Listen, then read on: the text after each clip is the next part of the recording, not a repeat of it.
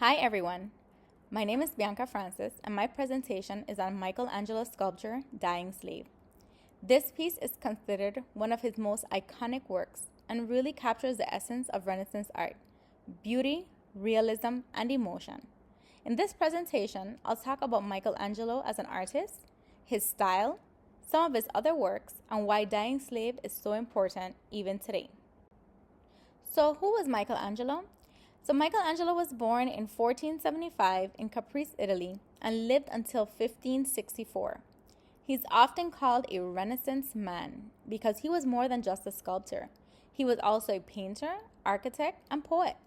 He worked mostly in Florence and Rome during a time when art and culture were flourishing. Michelangelo believed art was a way to connect with the divine, and you can see that in everything he created.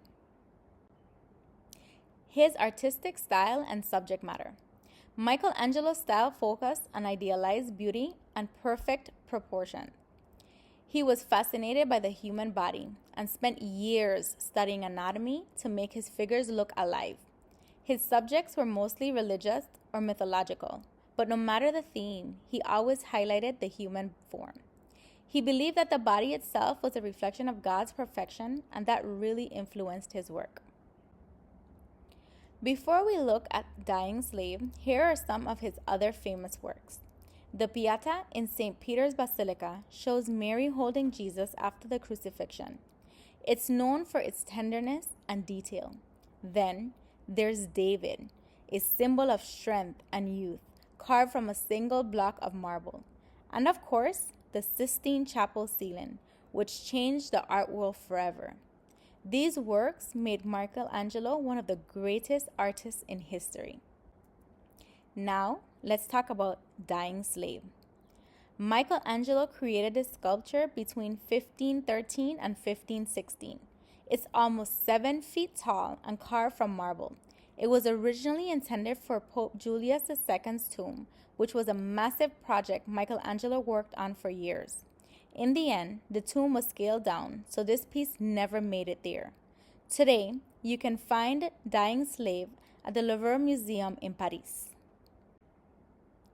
The first thing you notice about Dying Slave is how lifelike it looks. Michelangelo used Carrara marble, his favorite material, and sculpted it with incredible attention to detail. The figure is in a contrapposto pose, which means the weight is shifted to one leg, giving the body a relaxed, natural stance. The curves and smooth surface makes the figure look soft and real, almost like it's breathing. What makes the composition so interesting is the balance between strength and vulnerability. The body looks strong and athletic, but the pose, especially the head tilting back and the arm resting behind it, feels like surrender. The proportions are ideal, and the slight twist in the torso creates a sense of movement. It's sensual but calm, and that mix of emotion is what makes this piece so magical. Let's talk about interpretation.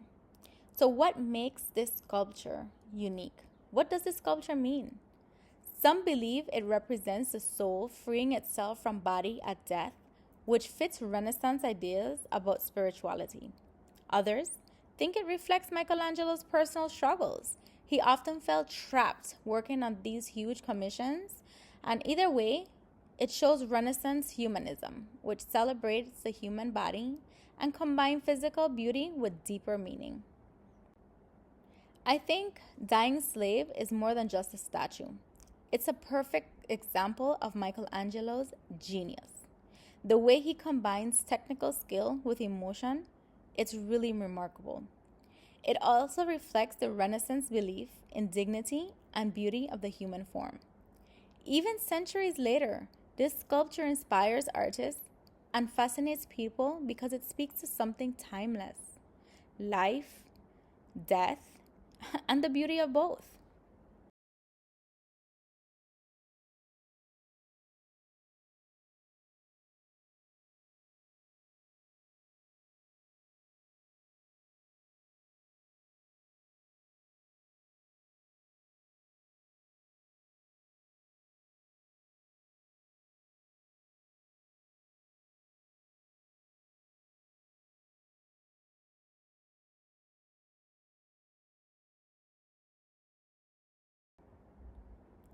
This concludes my presentation, Dying Slave by Michelangelo.